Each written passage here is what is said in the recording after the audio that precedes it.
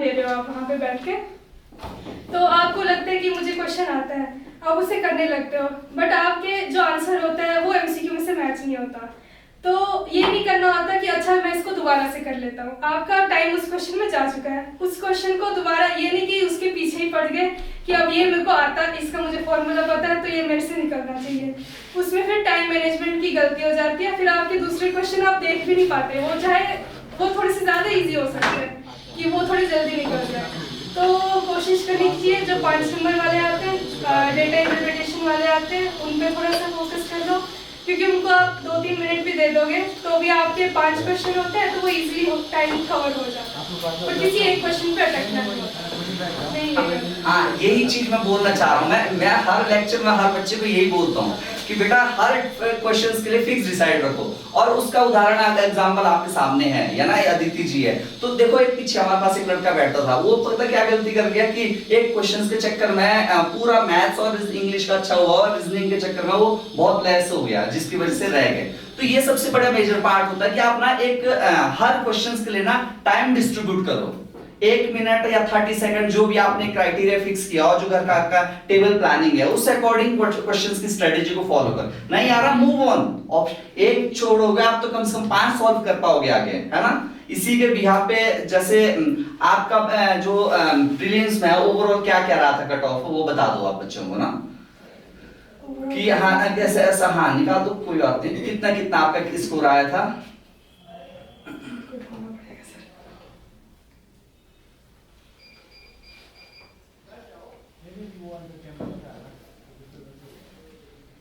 Quantitative aptitude में cut off थी 7 और मेरे आए थे 13। ओके। इंग्लिश लैंग्वेज का था कट ऑफ 10 और मेरे आए थे 29.50। और रीजनिंग में था, रीजनिंग मेरी उतनी अच्छी नहीं है, रीजनिंग में 6.75 थे और मेरे आए थे 7, तो 2.5 से ही हुआ था। टोटल कट ऑफ थी 48.50 और मेरे बने थे 49.50। तो मैं वही कह रही थी कि मेरी स्ट्रेंथ थी इंग्लिश, तो मैंने उसी पे काफ़ी वर्क किया, और रीजनिंग और क्वांटिटेटिव थोड़ा ज़्यादा अच्छा था रीजनिंग से, तो रीजनिंग पे भी मेरे को ज़्यादा काम करना पड़ा था कि कट ऑफ तक तो क्लियर हो जाए। तो यहीं से देखो आप प्रीलिम्स में क्लोज पहुंचने के बाद मेंस में अच्छा स्कोर कर गए। तो देखो ना, पता क्या होता है ना, स्किल्स और जो क्वालिटी होती है ना वो परमानेंट नहीं होती है, वो वेरी करती है टाइम के अकॉर्डिंग, काम के अकॉर्डिंग क्या होता है उसमें वेरिएशन आता है। तो मैं वही चीज बोलता हूँ ना, माइंड सेट इस तरह मत बनाओ कि यार मैथ्स पूरा तो होगा ही नहीं। क्यों नहीं होगा यार, मेहनत करोगे तो जरूर होगा, है कि नहीं है। यूपीएससी एस्पिरेंट बैंकिंग का पीओ एग्जाम्स निकाल सकते हो, तो आप लोग क्यों नहीं निकाल सकते हो। आप में से कुछ ऐसा बच्चा भी है जो नॉन मेडिकल पढ़ा हुआ है, कोई और अच्छा बच्चा। आपने मैथ्स कहाँ तक 10th तक ही पढ़ी थी?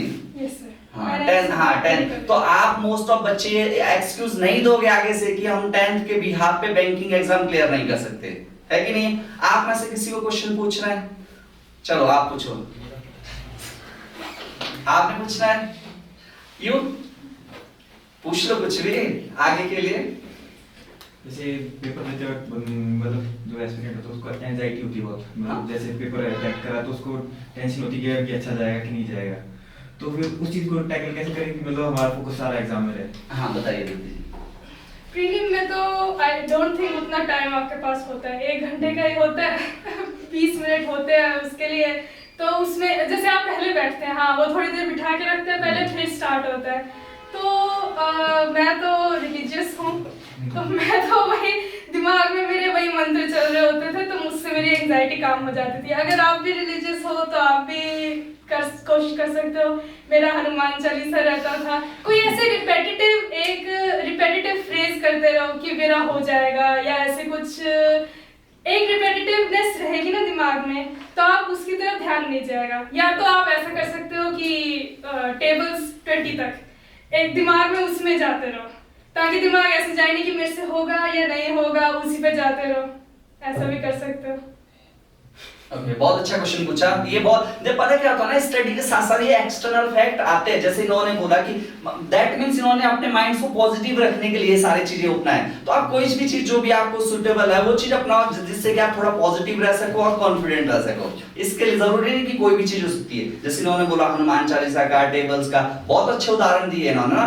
और इसके अलावा और जो भी आप कोई आपके मोटिवेशन कोई और चीज है तो वो भी आप फॉलो करो, है कि नहीं है? तो ये भी एक फैक्टर रहता है, नॉलेज के साथ साथ ये बहुत बड़ा इंपॉर्टेंट फैक्टर रहता है। मैं क्यों बोलता हूँ आपको कि जितने आप नंबर ऑफ एग्जाम्स दोगे ना उस हिसाब से दूर भी होते हैं। और देखो इनका जो है ना first attempt, I think first है सेकंड अटेम्प्ट, आईबीपीएस व्यू का फर्स्ट, हाँ फर्स्ट अटेम्प्ट में ही मेंस क्लियर कर गए। तो ऐसे भी रेयर एग्जांपल्स मिलेंगे, काफी सारे बच्चे क्या होते हैं कि 2 3 4 एग्जांपल के बाद अच्छी परफॉर्मेंस रिजल्ट आउटपुट कर। इन्होंने क्या किया, फर्स्ट पेपर आईबीपीएस का ओबीपीयू का है कि नहीं? कौन सा बैंक अलॉट हुआ आपको? Central Bank of India. Central Bank of India. अब पोस्टिंग अभी मे भी शायद 1-2 महीने में हो जाएगी आपकी, है ना? हाँ, आप में से किसी ने कुछ पूछना है? निकी जी पूछिए। एक्चुअली कितना टाइम लगा आपको मतलब प्रिपरेशन के लिए?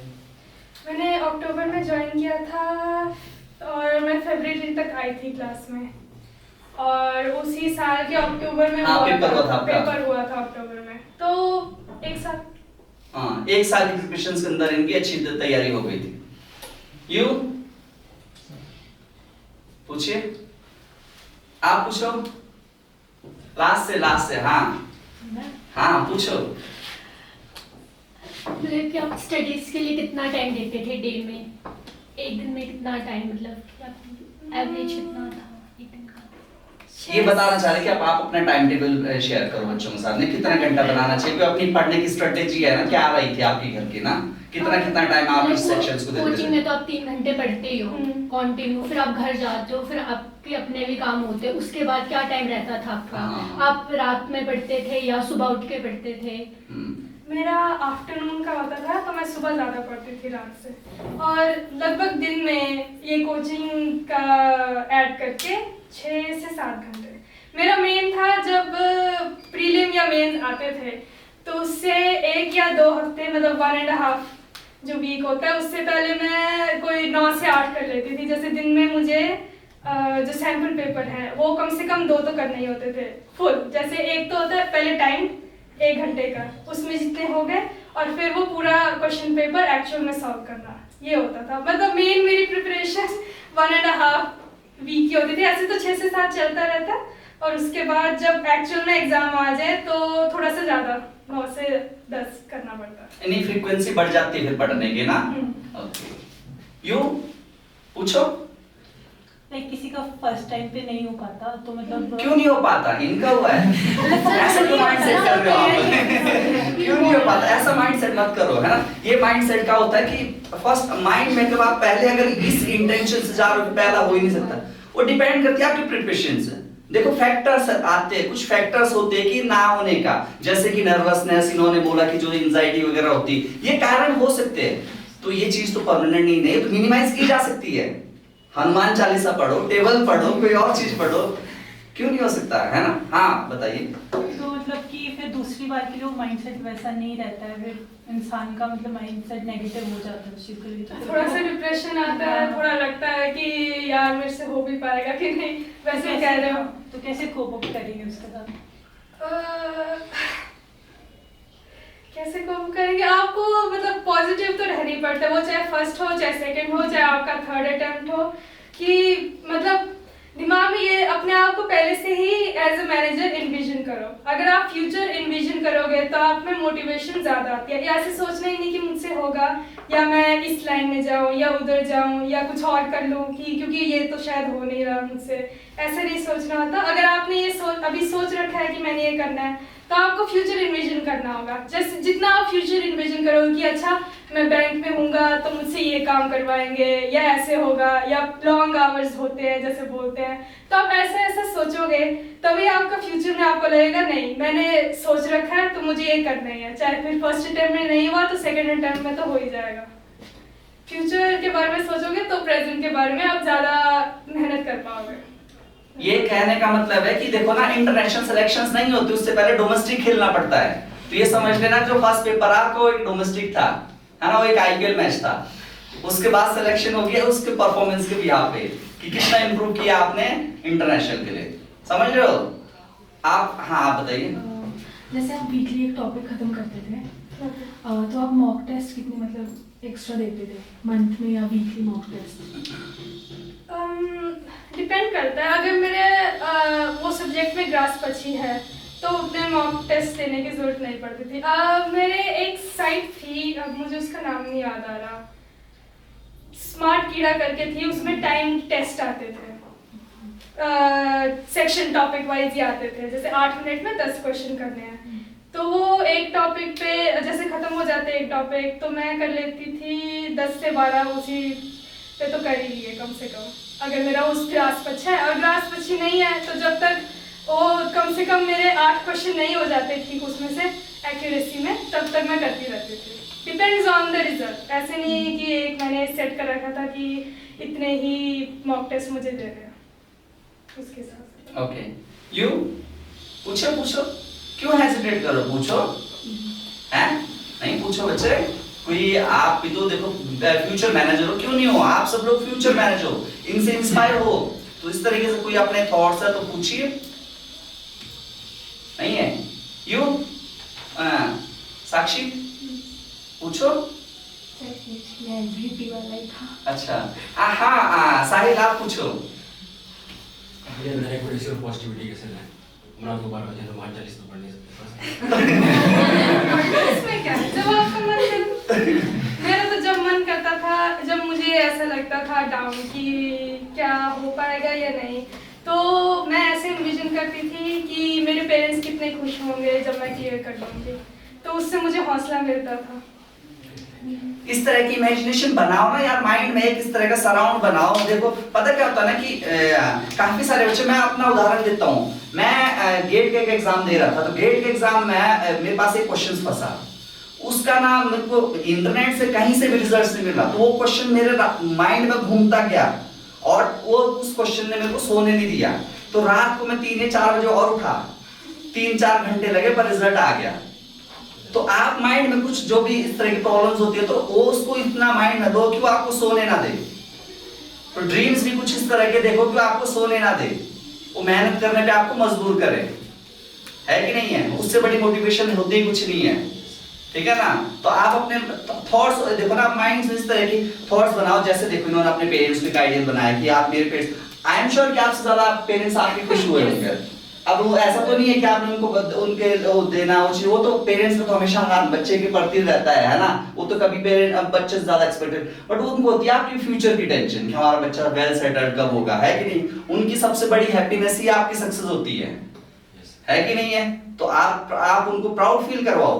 वो भी जो आपके पेरेंट्स, आपके अपनी सोसाइटी में 2-4 लोगों के साथ ना अपने बच्चे को प्राउडली डिस्क्राइब कर सके, है ना, कि हमारा बेटा यहाँ सेलेक्ट हो गया, ये चीज हो गया, उनकी वो जो समाज में उनको देखने का नजरिया बदलेगा, है कि नहीं है? शरद पूछो। व्हाई? क्यों नहीं है क्वेश्चन यार? यू इसके बाद आपकी हो चुका इंटरव्यू में सब कुछ, बैंक अलॉट हो चुका है। इंटरव्यू में मतलब कैसे? हाँ, इंटरव्यू का एक्सपीरियंस बताओ। हाँ, इंटरव्यू में कैसे क्वेश्चनिंग हुई थी? हाँ वो बताइए। इंटरव्यू मेरा था मॉर्निंग का ही था, 8 बजे का जो होता है, और मेन होता है कि आपका एक तो ड्रेसिंग सेंस अच्छा होना चाहिए, फॉर्मल क्लोथिंग एंड बिल्कुल बाल भी वैसे ही करना, या तो वेस्टर्न भी चलता है, मैंने वेस्टर्न पहना था, मैंने कोट पहना था, या तो वेस्टर्न चलता है या फिर साड़ी भी अच्छी लगती है। सबसे पहले तो आप बिल्कुल सिंपल प्लेन बन के जाना, और फिर होता है वॉकिंग स्टाइल भी होता है, जैसे आप जींस मत लेके जाना, है ना? जो ये फैशन चला हुआ ना, ये पता क्या होता है, ड्रेसअप सेंस क्यों मैटर करता है? प्रोफेशनलिटी को दिखाता है वो ड्रेसअप सेंस क्या होता है? एक तो प्रोफेशनलिटी को दिखाता है कि आप अपने काम को लेके सीरियस हो कि नहीं हो, ये चीजें दिखाता है कि नहीं है? हाँ बताओ। फिर एक होता है बिहेवियर आपका कैसा है। जब आप एंटर करते हो आपको ऐसा सोचना चाहिए कि मेरा इंटरव्यू अभी से ही स्टार्ट हो चुका है, ज़्यादा नर्वसनेस भी चेहरे पे नहीं आनी चाहिए। वो होता है मिरर के सामने प्रैक्टिस करके, अपने एक्सप्रेशंस भी प्रैक्टिस करने पड़ते हैं, क्योंकि वहाँ से वो कुछ भी क्वेश्चन पूछ लेते हैं, तो आपको ऐसे नहीं दिखना होता कि अच्छा अब तो मैं फंस गया, मुझे कुछ नहीं आता। उनको ऐसे लोग चाहिए होते हैं जो सिचुएशन को हैंडल कर सके।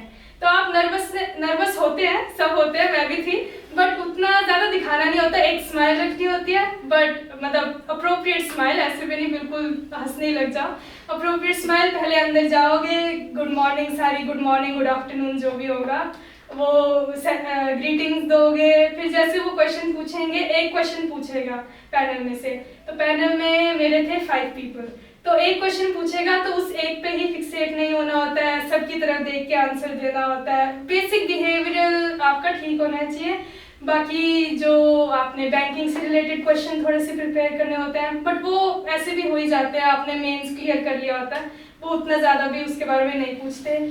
ग्रेजुएशन के भी पूछते हैं, ग्रेजुएशन में जो आपने टॉपिक्स कवर किए होते हैं, BCA BBA जो भी की होती है, उससे भी क्वेश्चन पूछते हैं। और सिचुएशनल क्वेश्चन, मेरे टाइम में सारे सिचुएशनल क्वेश्चन पूछे थे कि PO का काम क्या होता है, या फिर एक क्वेश्चन पूछा था कि आपके बैंक में एक आदमी का अकाउंट है, 2 करोड़ है उसमें, और वो चाहता है उस अकाउंट को क्लोज करवाना, तो आप क्या करोगे कि वो अकाउंट को क्लोज ना करवाए, ऐसे क्वेश्चन था। मेरी ग्रेजुएशन से भी टॉपिक से पूछा था कि मेरी BSc थी, तो पूछा था जूलॉजी से, तो पूछा था कि एथोलॉजी क्या होती है, the study of animal behaviour, ऐसे ऐसे क्वेश्चन भी पूछे थे। उतने भी ज़्यादा क्वेश्चन नहीं होते, 5 से 10 मिनट का इंटरव्यू होता है। बस ये है कि एकदम ज़्यादा नर्वस नहीं होना है, पहले थोड़े से मॉक इंटरव्यू दे देना, एकदम से सीधे इंटरव्यू पे जाओगे तो थोड़ी सी मुश्किल हो जाएगी, पहले मॉक इंटरव्यू देके वो फिर नर्वसनेस थोड़ी सी चली जाती है। चलो पहले आप मेंस निकालो, फिर हम आपकी ग्रुप डिस्कशन रखेंगे इसमें, ठीक है? चलो हाँ, इस चीज के लिए मैं आदित्य को प्राउडली फील करवाता हूँ कि हम लोगों ने इनको इंटरव्यू के लिए प्रिपेयर नहीं किया है ना? ये इनका एक पॉजिटिव पॉइंट है कि ये सेल्फ प्रिपेयर होके गए वहाँ पे। अच्छा, अब आप आदित्य ये बताओ ना, जो हम लोग यहाँ पे क्वेश्चंस करवाते हैं, उसका लेवलिटी ऑफ क्वेश्चंस कितना है, क्या है, यूजफुल है या नहीं है, वो चीज बताओ बच्चों को। लेवल तो लगभग उतना ही रहता है, ज़्यादा मुश्किल होते हैं। RBI का भी दिया था मैंने, उसमें मैं प्रीलिम नहीं क्लियर कर पाई थी, तो RBI के ज़्यादा मुश्किल होते हैं, बट IBPS के उतने ही होते हैं जितना लेवल करवाते हो, उससे भी थोड़ा सा डाउन ही होता है, बस टाइम मैनेजमेंट रखनी होती है। सर तो कभी कभी मुश्किल क्वेश्चन भी करवाते हैं। हाँ, हम लोग तो कैट के क्वेश्चंस करवा देते हैं बच्चों को ना, उतने भी मुश्किल क्वेश्चन नहीं आते, बस आपको टाइम का देखना होता है। तभी अगर आप पहले से टाइम टेस्ट करोगे ना, जैसे कि अच्छा ये क्वेश्चन मैंने सिर्फ 30 सेकंड में करना है, या इतने क्वेश्चन है ये मैंने सिर्फ 10 मिनट में करना है, टाइमर लगा लो उस अपने फोन में, तो उससे ज़्यादा हेल्प मिलती है, क्योंकि लेवल उतना ज़्यादा हाई नहीं होता, आप सॉल्व कर सकते हो, आपको फॉर्मूले आते होंगे, आप सॉल्व कर लोगे, बस टाइम की दिक्कत हो जाती है। ये चीजें। और किसी को कुछ पूछना है? देखो भाई, ऐसे दिन दोबारा नहीं मिलेंगे, ऐसे एस्पिरेंट आपको दोबारा नहीं मिलेंगे, है ना? ठीक है, ये ऐसे बच्चे रेयरली मिलेंगे, क्योंकि और भी बच्चे तो टाइम नहीं निकाल पाते। ऑब्वियसली बात हम समझ सकते हैं। आदित्य ने इस चीज के लिए मैं आदित्य का बहुत बहुत धन्यवाद करता हूँ कि इन्होंने चलो इतना समझा हमारे को कि हमारे लिए टाइम निकाला, क्योंकि ऑब्वियसली प्रोफेशनल जो कोई बन जाता है मैनेजर, तो टाइम निकालना मुश्किल होता है, वो चीज हम भी समझते हैं कि मैक्सिमम बच्चों को हम यहाँ नहीं ला सकते, रीजंस क्या है, तो इससे हम उनको कोई उम्मीद भी नहीं है बेचारों को कि चलो निकले। हमारी सबसे बड़ी कमाई यही है कि आदित्य सेलेक्ट हुए, आप सेलेक्ट होंगे, यही सबसे बड़ी अचीवमेंट है हमारी, इससे बड़ी खुशी हमको और बच्चों के पेरेंट्स को हो ही नहीं सकती है, ठीक है? मनी एक अलग इशू है। अच्छा आओ सपना जी, आइए, हाँ प्लीज आगे आ जाओ, आगे है जगह, आगे बैठो प्लीज, यू आप भी आगे, यहाँ बैठो, यार ठीक है। देखो यार, गिरेगा नहीं वो, नहीं इधर आगे बैठो, आगे वाले डेस्क में। हाँ, पूछो क्वेश्चंस। इनका IBPS PO मेंस इंटरव्यू सब कुछ क्रैक हो चुका है ना? अब इनको कौन सा bank? Central Bank of India allot हुआ है। तो सपना जी पूछे कुछ क्वेश्चंस, कैसे प्रिपरेशंस करनी चाहिए, क्या कट ऑफ गई? कैसे प्रिपेयर किया, कितना टाइम तब दिन में, और कितना टाइम आपको ऐसे लगा? ऐसे तो 1 साल लगा, और दिन में 6 घंटे लगभग या 7 घंटे, उससे ज़्यादा इंक्लूडिंग कोचिंग?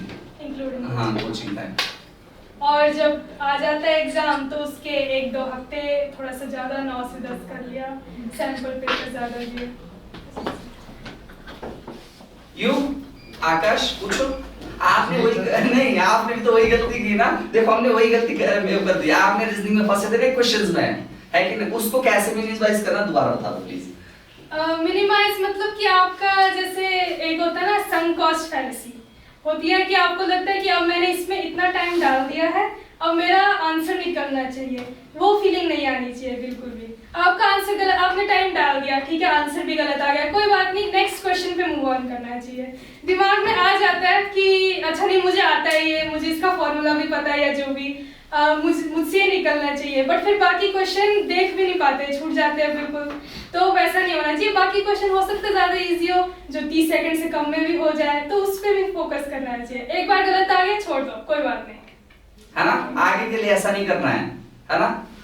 यू और कोई क्वेश्चंस नहीं है तो और कुछ पूछो, कोई क्रिएटिव क्वेश्चंस, क्या स्ट्रेटेजी कैसी रही, क्या कुछ भी तो पूछ सकते हो आप, फ्री है आपके। आपने कोई क्वेश्चन नहीं पूछा? यू क्या नाम आपका? निवेदिता। पूछो निवेदिता जी। है हो गया, सब क्लियर हो गया है? और किसी ने कुछ पूछना है? नहीं पूछना है? ओके चलो, बहुत बहुत धन्यवाद आदित्य जी, है ना? वंस अगेन कांग्रेचुलेशंस, टाइम निकालने के लिए। सबसे पहले तो आपने टाइम निकाला, यही हमारे लिए सबसे बड़ी बात है ना? और इस साल के ईयर ऑफ स्टूडेंट भी आप ही हो, तो हम आपको थोड़ा सम्मानित भी करेंगे, है ना? अभी टाइम ले लिया आपका।